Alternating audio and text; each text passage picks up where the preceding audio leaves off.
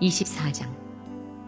여호와께서 모세에게 말씀하여 이르시되 이스라엘 자손에게 명령하여 불을 켜기 위하여 감나물 찌어낸 순결한 기름을 4개로 가져오게 하여 계속해서 등잔불을 터둘지며 아론은 회막안 증거교회 휘장 밖에서 저녁부터 아침까지 여호와 앞에 항상 등잔불을 정리할지니 이는 너희 대대로 지킬 영원한 규례라.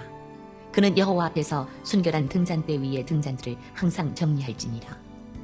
너는 고운 가루를 가져다가 떡 12개를 굽되 각 덩이를 10분의 2 에바로 하여 여호와 앞 순결한 상 위에 2줄로 한 줄에 6씩 진설하고 너는 또 정결한 유향을 그 각 줄 위에 두어 기념물로 여호와께 화제를 삼을 것이며 안식일마다 이 떡을 여호와 앞에 항상 진설할지니 이는 이스라엘 자손을 위한 것이요 영원한 언약이니라.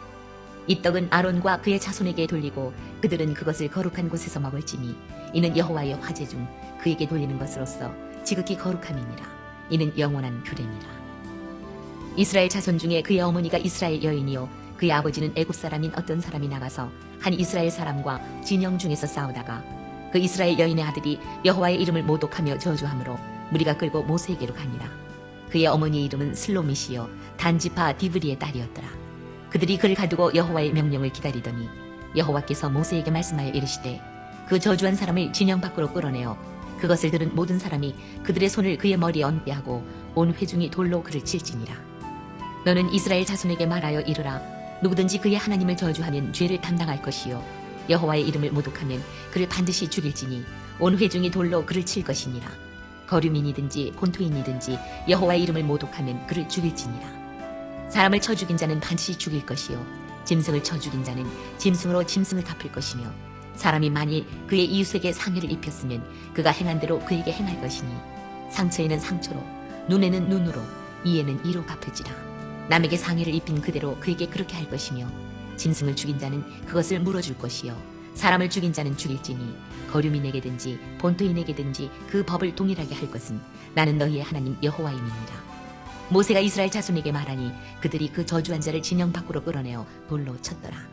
이스라엘 자손이 여호와께서 모세에게 명령하신 대로 행하였더라. 레위기 24장은 먼저 등대와 떡상에 관한 교훈, 즉 성막 내부의 진설을 가르칩니다.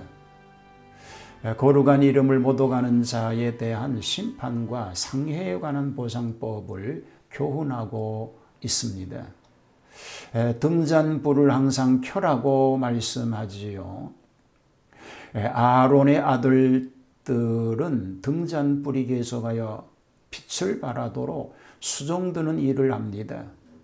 성막의 구조는 창문이 따로 없으므로 어둡기 때문에 광명을 유지해야 합니다. 여기에 사용되는 기름은 감람유입니다. 이 등불을 밝히는 것은 성령으로 말미암아 나타나는 진리의 빛을 뜻합니다. 이 일은 중단될 수 없기 때문에 항상 계속해야 합니다. 성령님의 역사는 옛날이나 지금이나 또한 영원토록 지속되는 일입니다. 이 등잔은 7가지의 등대니 금으로 만들었습니다. 진설병을 비치하라고 하지요. 성막 구조를 볼 때 입구로 들어가면서 오른편에 있습니다. 떡상에 관한 기사는 출애굽기 25장 23절에서 30절에 있습니다. 떡은 생명의 떡 대신 그리스도를 상징합니다. 고운 가루를 취하여 떡 12를 구우되 매 덩이를 에바 10분의 2로 하여 만드는데 12는 이스라엘 12지파를 상징합니다. 곧 예수님이 하나님의 백성 전체를 위하여 생명의 떡이 되셨다는 뜻을 가지고 있습니다. 떡상은 시띠나무로 만들어서 정금으로 입힌 것입니다. 이는 썩지 않는 까닭입니다. 이 떡은 제사장만이 먹을 수 있습니다. 여기에 대한 주님의 교훈도 참고하여야 할 줄로 믿습니다. 거룩한 이름의 모독죄에 대한 얘기입니다. 여기에 한 불미스러운 사건이 생겼습니다. 여호와를 모욕하다가 사형된 자가 있어 없기 때문입니다. 주인공은 단지파 출신 더브리의 딸이요 어미의 이름은 술로밋입니다. 아비는 애굽인이었는데 애초 애굽인에게 출가한 것부터가 속화된 일이었을 것입니다. 호녀라가 어미를 따라 출애굽하였어도 근성이 무신론이라 평소에는 추종하는 체하더니 다른 사람과 싸우면서 여호와의 이름을 해방하며 저주함으로 무리가 끌고 모세에게 나와 고발한 것입니다. 하나님께서 이 저주한 자를 진 밖에 끌어내어 그 말을 들은 모든 자로 그 머리에 안수하게 하고 온 회중이 돌로 그를 쳐 죽이라고 한 것입니다.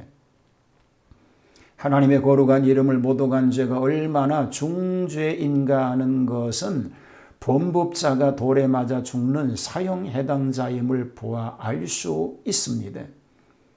외국인이나 본토인이나 한결같은 거룩한 이름을 모독하는 자는 죽어야 한다고 말하고 있는 것입니다. 살인 및 상해보상법을 얘기하고 있습니다.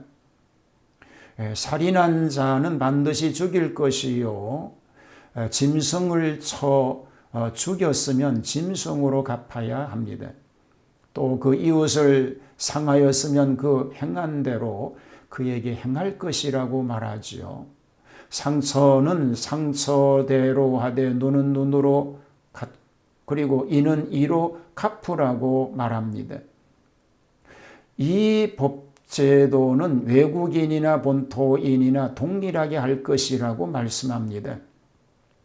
이것은 하나님께서 복수의 신으로 표현되는 뜻이 아니라 어디까지나 인명을 보호하고 재산과 생명을 보호하라는 뜻을 가지고 있는 것입니다.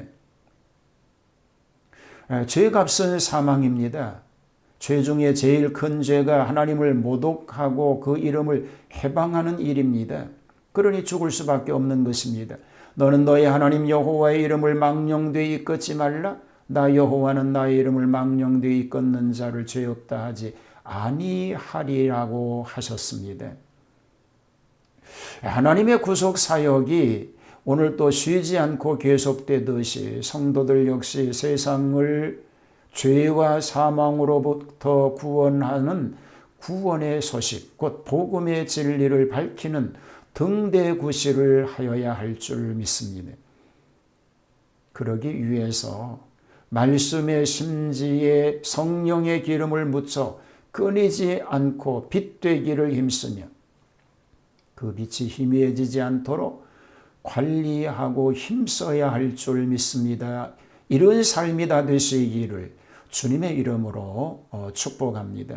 하나님의 이름을 욕되게 하지 않게 하여 주시고 나의 언행심사 때문에 하나님이 욕먹는 일이 없도록 은혜를 베풀어 주시고 그런 거룩한 삶을 살게 하여 주시옵소서.